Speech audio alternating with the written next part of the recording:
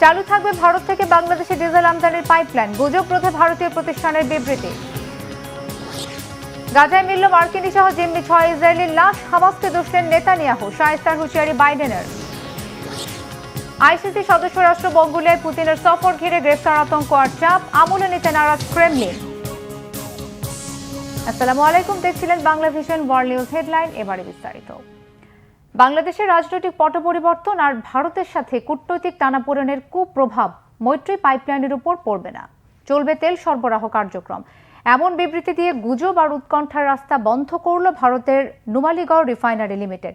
গত বছর চালু হওয়া 100 মাইল দীর্ঘ এই পাইপলাইন দিয়ে ভারতের আসাম থেকে উচ্চমানের ডিজেল আমদানি করছে বাংলাদেশ।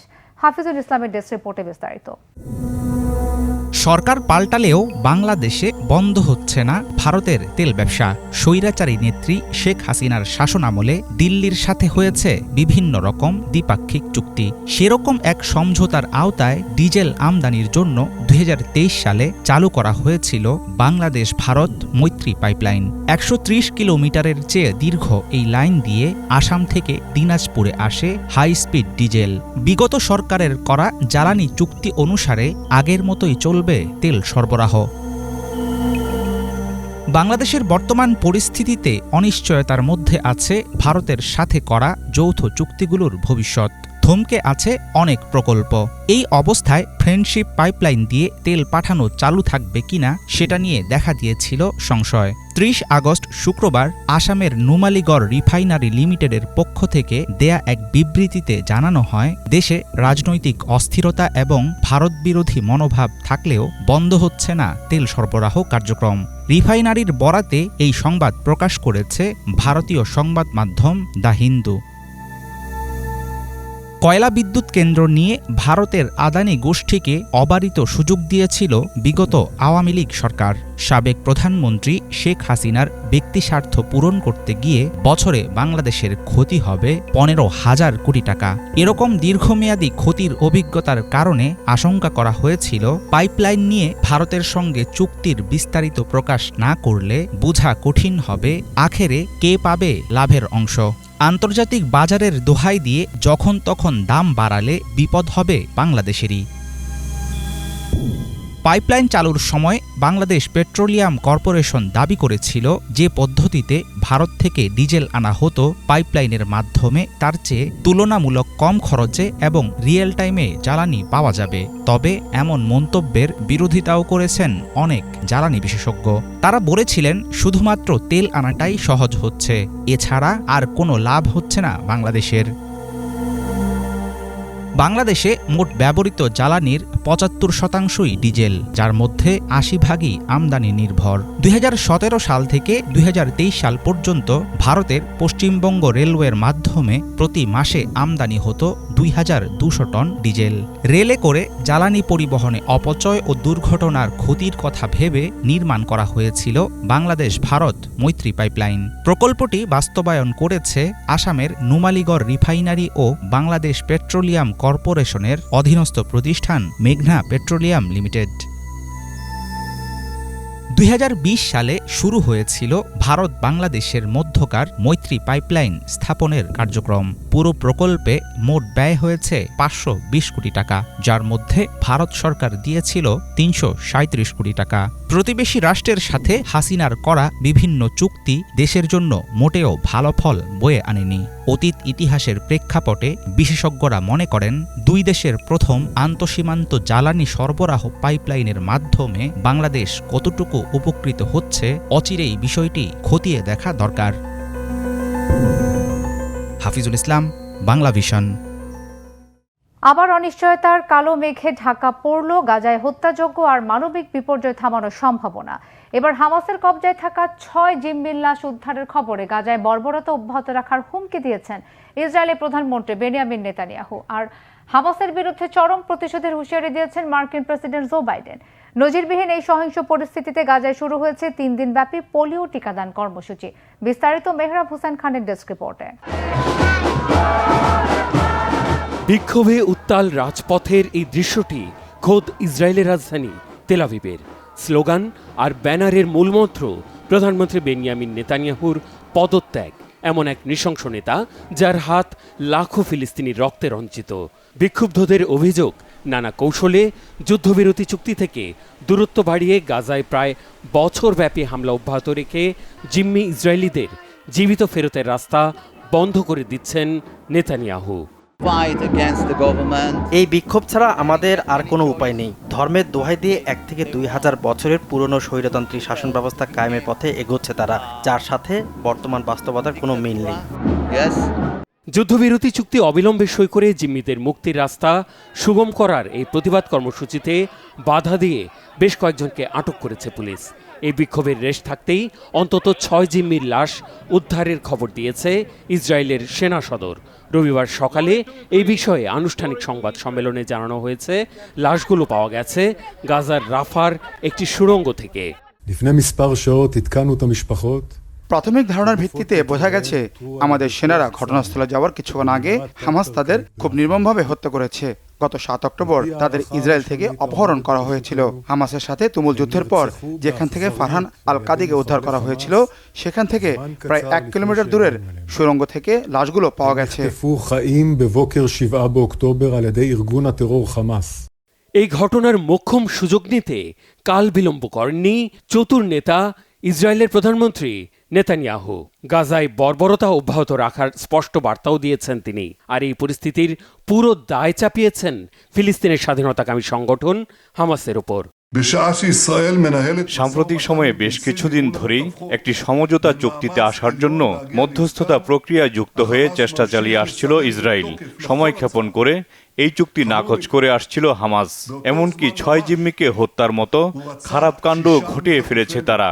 এর মাধ্যমে বুঝে নিতে হবে যে তারা সমঝোতা চায় না। 24 থেকে 40 বছর বয়সী 6 জনের মধ্যে 23 বছর বয়সী গোলবার্গ পলিন যুক্তরাষ্ট্র ও ইসরায়েলের দ্বৈত নাগরিক। চরম ক্ষুব্ধ প্রতিক্রিয়া দিয়েছেন মার্কিন প্রেসিডেন্ট জো বাইডেন। হোয়াইট হাউসের বিবৃতিতে বাইডেন বলেছেন, মার্কিন নাগরিক হত্যার খবরে তিনি বিধ্বস্ত ও বিক্ষুব্ধ। হামাসকে চরম মূল্য দিতে হবে বলে হুঁশিয়ার করলেও যুদ্ধবিরতি নিয়ে ইসরায়েলের টালবাহানা আর ফিলিস্তিনের গণহারে হত্যার প্রসঙ্গই ছিল না ওই বিবৃতিতে। জিম্মিদের লাশ উদ্ধারের খবর ইসরায়েল এমন এক সময় আনলো যখন রবিবার থেকে 3 দিনের পোলিও টিকাদান কর্মসূচি শুরু হয়েছে গাজায়। টিকাদানের সময় হামলা বন্ধে আগাম আশ্বাস দিলেও ভরসা রাখতে পারছেন না টিকা গ্রহীতা শিশুদের অভিভাবক আর স্বাস্থ্যকর্মীরা। শনিবার রাত থেকে রবিবার সকাল পর্যন্ত দখলদার বাহিনীর মুহুর্মুহু গোলায় ঝাঁঝরা হয়েছে গাজার বিভিন্ন অঞ্চলের বেসামরিক বসতি। 24 ঘন্টায় হত্যা করা হয়েছে 60 জনের বেশি ফিলিস্তিনিকে। গাজায় টানা 11 মাস ব্যাপী বর্বর হত্যাযজ্ঞ চলাকালে মতান্তরে নীরব ভূমিকায় থাকা ফিলিস্তিন ভূখণ্ডের অপর প্রান্ত পশ্চিম তীরে ইসরায়েলি বাহিনীর সমন্বিত অভিযান থামেনি। গত বুধবার থেকে চলমান এই অভিযানে ঘরে ঘরে তল্লাশি আর হতাহতদের হাসপাতালে নেওয়া অ্যাম্বুলেন্সের গতিরোধ করে মৃত্যু নিশ্চিত করতে প্রতিনিয়ত শিউরে ওঠার মতো কর্মকাণ্ড অব্যাহত রেখেছে ইসরায়েলি সেনারা। আতঙ্কে পরিবারের স্বজন আর শিশুদের নিয়ে জেনিন সহ বিভিন্ন এলাকা থেকে নিরাপদ আশ্রয়ের খোঁজে ছুটছেন দিশেহারা ফিলিস্তিনিরা। শুধু স্থলবাহিনী নয়, হেলিকপ্টার গানশিপ দিয়েও চলছে দখলদার বাহিনীর নির্বিচার হামলা। Mehrab Hussain Khan, Bangla vision, news desk. গ্রেফতারি পরোয়ানা মাথায় নিয়ে এই প্রথম আন্তর্জাতিক অপরাধ আদালত আইসিসির সদস্য কোনো দেশে যাচ্ছেন রাশিয়ার প্রেসিডেন্ট ভ্লাদিমির পুতিন। আগামী সপ্তাহের এই সফরে পুতিনকে গ্রেফতারের জন্য মঙ্গোলিয়ার দায়বদ্ধতাকে মনে করিয়ে দিয়েছে আইসিসি। পুতিনকে গ্রেফতারের জন্য আইসিসি আর ইউক্রেনের চাপ থাকলেও একে আমলে নিচ্ছে না ক্রেমলিন। বিস্তারিত মির ফজলের আপডেট ডেস্ক রিপোর্টে। ভয় না পাওয়া, হার না মানা এক সাহসী শাসক হিসেবেই পরিচিত রাশিয়ার প্রেসিডেন্ট ভ্লাদিমির পুতিন। তার অকুতোভয় পদক্ষেপ ও বলিষ্ঠ কণ্ঠের খ্যাতি বিশ্বজুড়ে, আছে নানা কুখ্যাতিও। তবে এবারের প্রেক্ষাপট একদমই ভিন্ন। পুতিনের ভাগ্যেও ঘটতে পারে বিপত্তি, কেননা তার ঘাড়ে এবার চেপে বসেছে গ্রেপ্তারি পরোয়ানা।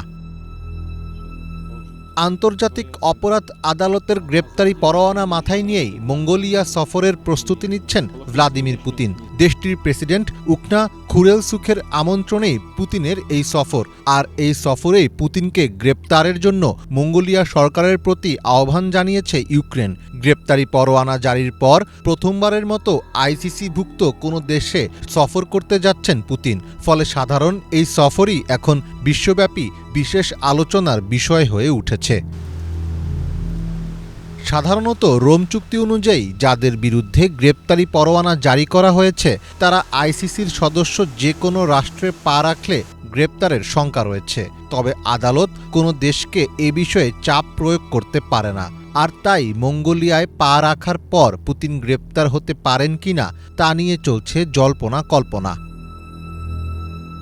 সামাজিক যোগাযোগ মাধ্যম টেলিগ্রামে ইউক্রেনের পররাষ্ট্র মন্ত্রণালয় বলেছে, আন্তর্জাতিক গ্রেপ্তারি পরোয়ানা মেনে চলতে আমরা মঙ্গোলিয়ার প্রতি আহ্বান জানাই। আশা করছি পুতিনকে গ্রেপ্তার করে হেগ শহরে আন্তর্জাতিক অপরাধ আদালতে প্রেরণ করা হবে। তবে এসব নিয়ে মোটেও কোনো চিন্তার ছাপ নেই রাশিয়ায়। ক্রেমলিন মুখপাত্র দিমিত্রি পেসকভ বলেছেন, চিন্তার কিছু নেই, মঙ্গোলিয়ার বন্ধুদের সঙ্গে আমাদের চমৎকার আলোচনা হয়েছে। 2023 সালের মার্চে রুশ প্রেসিডেন্টের বিরুদ্ধে গ্রেপ্তারি পরোয়ানা জারি করে হেগ ভিত্তিক আন্তর্জাতিক অপরাধ আদালত আইসিসি। ইউক্রেনীয় শিশুদের রাশিয়া এবং রাশিয়া নিয়ন্ত্রিত অঞ্চলে অবৈধভাবে নির্বাসনের অভিযোগে অভিযুক্ত করে তার বিরুদ্ধে এই আদেশ দেওয়া হয়। আইসিসির মোট সদস্য সংখ্যা 124। রাশিয়া আইসিসি সদস্য না হলেও মঙ্গোলিয়া এটির সদস্য। যদিও গ্রেপ্তারি পরোয়ানা জারির পর আইসিসির সদস্য কোনো রাষ্ট্রতেই সফর করেননি পুতিন। এমনকি গত বছর জোহানেসবার্গে ব্রাজিল, রাশিয়া, ভারত, চীন এবং দক্ষিণ আফ্রিকার অর্থনৈতিক জোট ব্রিক্সের শীর্ষ সম্মেলনও এড়িয়ে যান তিনি। ফলে এবার মঙ্গোলিয়া সফরে গেলে পুতিনের সাথে কি ঘটে সেটিই এখন দেখার বিষয়। মীর ফজলে রাব্বি, বাংলা ভিশন।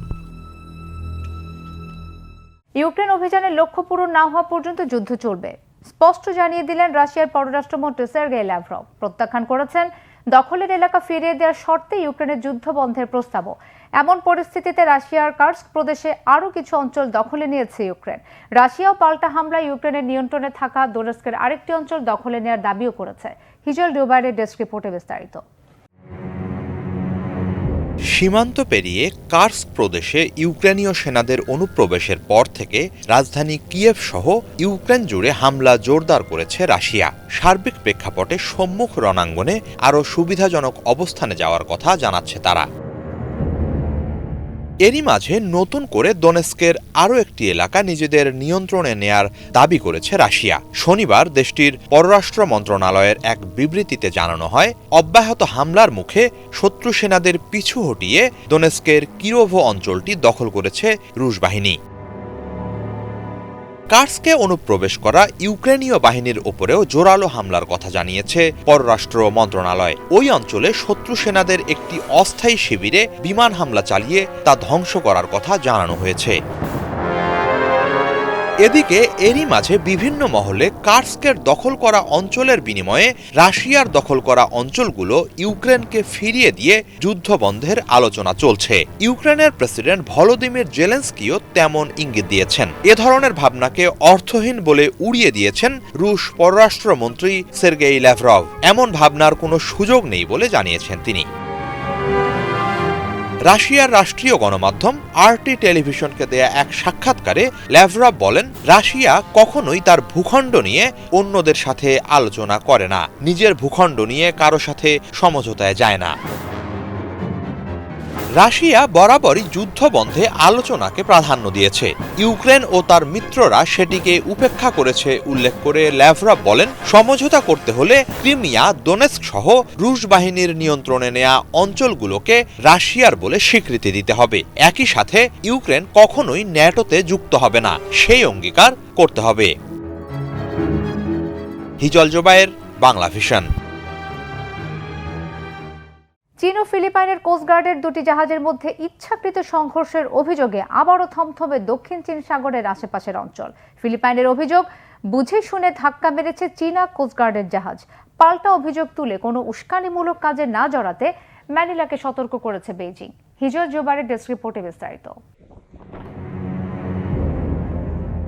দক্ষিণ চীন সাগরের সাবিনা শোল জলসীমায় নিয়মিত নজরদারিকালে চীনা কোস্ট গার্ডের একটি জাহাজের সঙ্গে ইচ্ছাকৃতভাবে সংঘর্ষের ঘটনা ঘটিয়েছে ফিলিপাইন কোস্ট গার্ডের একটি জাহাজ। এর পুরো দায় ফিলিপাইনের বলে অভিযোগ তুলেছেন চায়না কোস্ট গার্ড সিসিজির মুখপাত্র লু দাসুন। লু বলেন, শনিবার সকাল ৮টার দিকে 9701 নম্বরের ফিলিপাইন কোস্ট গার্ডের জাহাজটি অবৈধভাবে সাবিনা শোলের জলসীমায় প্রবেশ করে উস্কানিমূলক কর্মকাণ্ড চালাচ্ছিল। সে সময় আইন অনুসারেই সেটিকে সাবধান করে চীনা কোস্ট গার্ডের 5205 জাহাজটি। তাদের রেডিও বার্তায় সতর্কতা জানানো হয়। একই সাথে সেটিকে অনুসরণ করে নজরদারি চলতে থাকে। এরই এক পর্যায়ে বেলা 12টার দিকে ফিলিপাইনের জাহাজটি চীনের জাহাজে ইচ্ছাকৃতভাবে সজোরে ধাক্কা মারে, যা ছিল বিপজ্জনক। একপাক্ষিকভাবে এ ধরনের সংঘর্ষে জড়ানোর ঘটনাকে অপেশাদার আচরণ বলে উল্লেখ করেছেন লু। সাবিনা শোল ও সংলগ্ন জলসীমা নিয়ে চীন, ফিলিপাইন, তাইওয়ান ও ভিয়েতনামের মধ্যে বিতর্ক থাকলেও এটিকে বরাবরই নিজেদের অংশ দাবি করে আসছে বেইজিং।